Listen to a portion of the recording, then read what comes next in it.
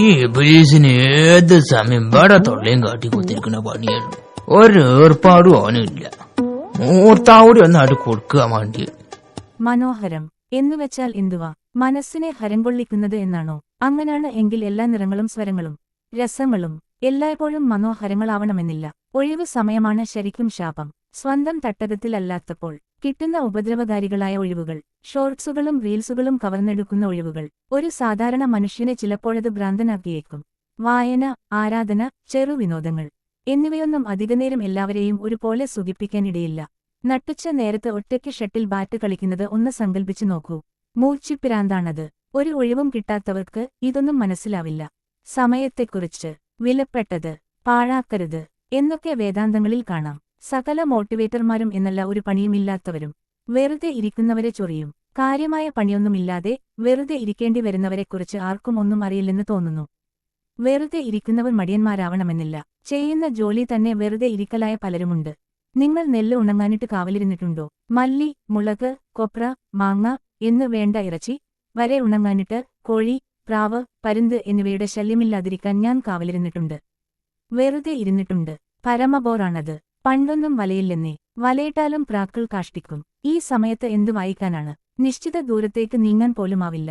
വിശാലമായ പറമ്പിൽ ആടുകളെ മേച്ചിട്ടുണ്ടോ? അപ്പോഴും കുറെ സമയം കിട്ടും വെറുതെ ഇരിക്കാൻ. ഞാൻ അനുഭവിച്ചിട്ടുണ്ടത്. വേണ്ടപ്പെട്ടവരാരെങ്കിലും ഹോസ്പിറ്റലൈസ് ചെയ്ത സമയത്ത് വിട്ട് പോകാൻ കഴിയാതെ, എന്നാൽ ഹോസ്പിറ്റലിൽ ഫോർമാലിറ്റീസ് കാരണം പുറത്ത് വെറുതെ നിൽക്കേണ്ടിവരുന്ന സാഹചര്യം വല്ലാത്ത എടങ്ങേറ് അനുഭവപ്പെടും.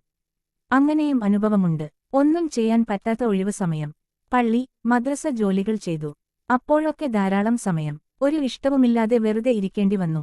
ശിഷ്ട സമയം ഉപയോഗപ്പെടുത്താൻ പല വഴികളുമുണ്ട് എന്നൊക്കെ പലരും പറയാറുണ്ട്. വെറുതെയാണ്. ഇഷ്ടപ്പെട്ട തൊഴിലിന് ഇടം കിട്ടില്ല, അവസരവും തരില്ല എന്നും നാട്ടിൽ വീട്ടിൽ അണയുന്നവർ എല്ലാം സാധിച്ചെന്നിരിക്കും. ഒരു മദ്രസാ ജോലിക്കാരന് അന്യനാട്ടിൽ കിടക്കാനുള്ളിടവും കഴിക്കാനുള്ളതും നിയന്ത്രിതവും സമയബന്ധിതവുമായിരിക്കും. പകൽ സമയം ഉറക്കം വരാറില്ല. അതിനാൽ വെറുതെ ഇരിക്കണം. അങ്ങനെയിരിക്കെയാണ് ഗൾഫിലെ ഇമാറാത്തിലണഞ്ഞത്. ഉച്ചയ്ക്ക് എല്ലാവരും ഉറങ്ങണം. അതാണ് ശീലം. ഡ്യൂട്ടി ഉണ്ടാവില്ല, ഉറക്കവും വരില്ല. പിന്നെ വെറുതെ ഇരിക്കണം. വെള്ളിയാഴ്ച അവധി, പണിയില്ല. പലരും നൈറ്റ് ഡ്യൂട്ടിക്കാർ. അവർ ഉറങ്ങും. തണുപ്പടിച്ച് റൂമിൽ കിടക്കാനാവില്ല. വെറുതെയിരിക്കണം. നാട്ടിലല്ലല്ലോ, ഇറങ്ങി നടക്കുക തന്നെ. നടന്നു.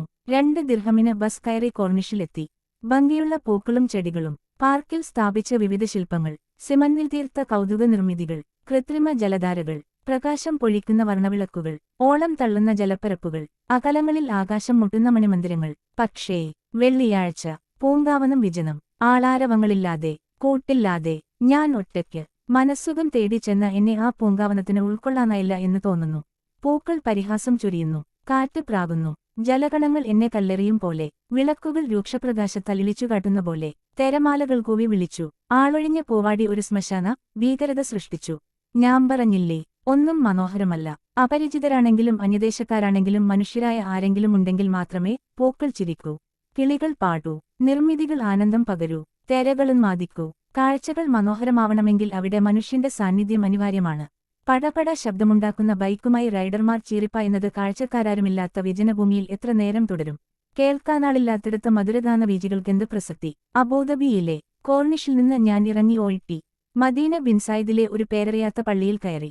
എയർ കണ്ടീഷന്റെ ശീതളിമയും കാർപ്പറ്റിന്റെ ബതുബതുപ്പും ബഗൂറിന്റെ സുഗന്ധവും ചെറിയ ഒരു ആശ്വാസം പകർന്നു. കാലും നീട്ടി ചുമരും ചാരി അന്ന് ഞാനിരുന്നു. ഇനിയെത്ര നേരമിങ്ങനെയിരിക്കുമെന്നറിയാതെ വെറുതെയിരുന്നു. ഒരു പണിയുമില്ലാതെ. ആസ്വദിക്കാനാവാത്ത ഒഴിവ് അനുഭവിച്ചവൻ നിങ്ങളിലാരെങ്കിലുമുണ്ടോ? ഫൈസൽ വടപുറം.